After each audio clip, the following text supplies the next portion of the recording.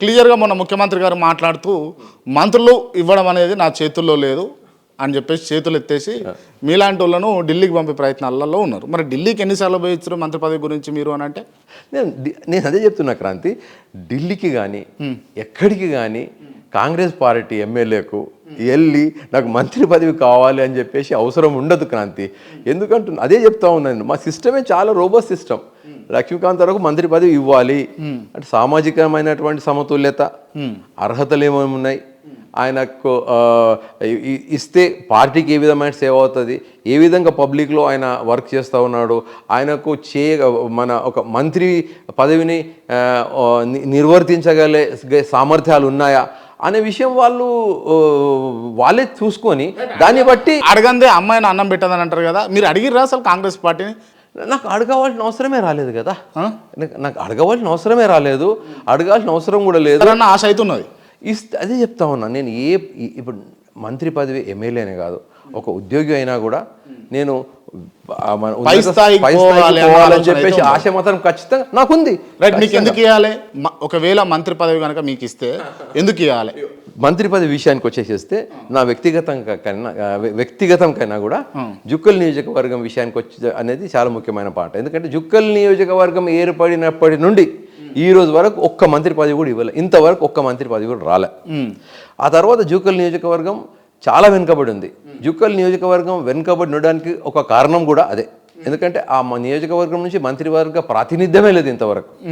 కాబట్టి జుక్కల్ నియోజకవర్గ ప్రజల కోసం వాళ్ళని త్వరితగతిన అభివృద్ధి తీసుకురావాలనే ఉద్దేశంతో ఖచ్చితంగా మంత్రి పదవి ఇచ్చినట్టయితే అది జుక్కల్ నియోజకవర్గ ప్రజలకు న్యాయం చేసినట్టు అవుతుంది. అంటే మంత్రి పదవి ఇస్తే ఓన్లీ మీరు జుక్కల్కే పరిమితం గారు, రాష్ట్రానికి మొత్తం పరిమితం అవుతారు. అంటే ఇప్పుడు రాష్ట్రానికి పరిమితం, రాష్ట్రానికి వేరు. జుక్కల్ ఒక నియోజకవర్గం నుంచి ఒక మంత్రి ఉన్నాడంటే ఇప్పుడు కొంచెం స్పెషల్ అటెన్షన్ ఇవ్వడం జరుగుతుంది. అది మనం చూస్తూనే ఉన్నాం.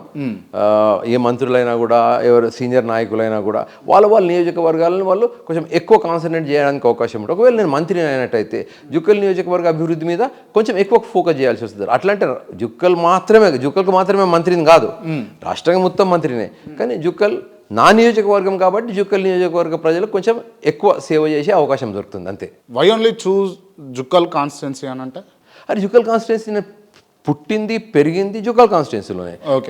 మా గ్రామము జుక్కల్ కాన్స్టిట్యున్సీకి పక్కకు మన ఏమంటారు బార్డర్ అయినప్పటికీ నేను జుక్కల్ కాన్స్టిట్యున్సీలో పిట్లంలోనే పుట్టి పెరిగినాను. ఓకే అన్న, అంటే జుక్కల్ ఎమ్మెల్యే కాబట్టి మీకు ఖచ్చితంగా మంత్రి పదవి ఇస్తే జుక్కల్ కాన్స్టిట్యున్సీని డెవలప్ చేసుకుంటారు, దాంట్లో ఎవరు కాదనలేరు. కానీ అది కాకుండా మీకు ఇంకా ఒక క్వాలిఫికేషన్ ఉన్నది, మీకు ఖచ్చితంగా మంత్రి పదవి ఇవ్వాలి అని అంటే మీరు ఏం చెప్తారు? నేను చదివిన విద్య వల్ల సామాజిక పరమైనటువంటి ఆర్థిక పరమైనటువంటి విషయాలలో మంచి పరిజ్ఞానం ఉన్నది. నేను చదువుకున్నోని. అదేవిధంగా నేను ఒక పారిశ్రామికవేత్తను, ఒక జర్నలిస్ట్ని. సో సమాజం పట్ల జర్నలిస్టులకు ఉన్నటువంటి అవగాహన మీకు తెలియందే కాదు, నాకు మంచి అవగాహన ఉన్నది.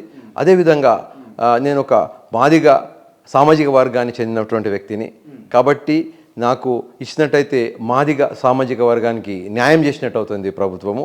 అదేవిధంగా నేను ఈ కాంగ్రెస్ పార్టీకి అత్యంత లాయలిస్ట్ను కాబట్టి నాకు మంత్రి పదవి ఇచ్చినట్లయితే కాంగ్రెస్ పార్టీ పేరుకు వన్నె దేవుడమే కాకుండా పేదల పట్ల, బడుగు వర్గాల పట్ల, దళితుల పట్ల, మహిళల పట్ల నేను గట్టిగా సేవ చేసి రాష్ట్ర ప్రభుత్వానికి నా యొక్క ఎక్స్పర్టీస్ని నేను అందించడానికి సిద్ధంగా ఉన్నా. రైట్, అంటే ఇప్పుడు ఇవన్నీ ముందు పెడితే మీకు మంత్రి పదవి వస్తుందా అని అడిగితే?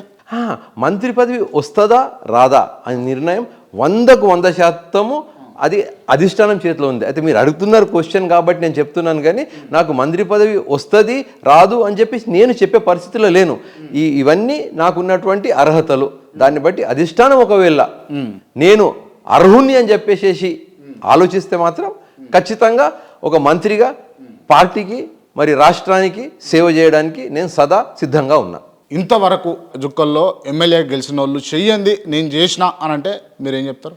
యాక్చువల్గా జుక్కల్ నియోజకవర్గానికి వచ్చేస్తే గత 15 సంవత్సరాలుగా ఒక టర్ము టీడీపీ, 2 టర్ములు బీఆర్ఎస్ ఎమ్మెల్యే ఉండి జుక్కల్ని అసలు పూర్తిగా విధ్వంసం సృష్టించడం జరిగింది. జుక్కల్ నియోజకవర్గం చాలా అద్భుతమైనటువంటి నియోజకవర్గం. ఉదాహరణకు జుక్కల్లో కౌలాస్ కోట అని 9వ శతాబ్దం రాష్ట్రకూటులు నిర్మించినటువంటి కోట ఉంది. అద్భుతమైన కోట, దాదాపుగా 350 ఎకరాలలో కట్టినటువంటి దుర్భేదమైనటువంటి కోట. చాలా అద్భుతంగా ఉంటుంది. దాని గురించి అసలు పట్టించుకునే లేదు. నేను వచ్చి రాగానే జుక్కల్ కోట మీద జెండా ఎగిరేసి ప్రపంచ దృష్టికి జుక్కలు తీసుకెళ్ళి జుక్కల్ కోటను ప్రపంచ స్థాయి పర్యాటక కేంద్రంగా చేయాలని చెప్పేసి ప్రభుత్వము అదేవిధంగా అంతర్జాతీయ సంస్థలతో కూడా చాలా గట్టిగా చర్చలు జరుపుతూ ఉన్నా. అదేవిధంగా నిజాం సాగర్ మన దేశంలోనే మొట్టమొదటి నీటిపారుదల ప్రాజెక్టు, అద్భుతమైనటువంటి కట్టడం అది. అక్కడ కూడా పర్యాటక కేంద్రంగా తీర్చిదిద్దాలని చెప్పేసి ఉద్దేశం.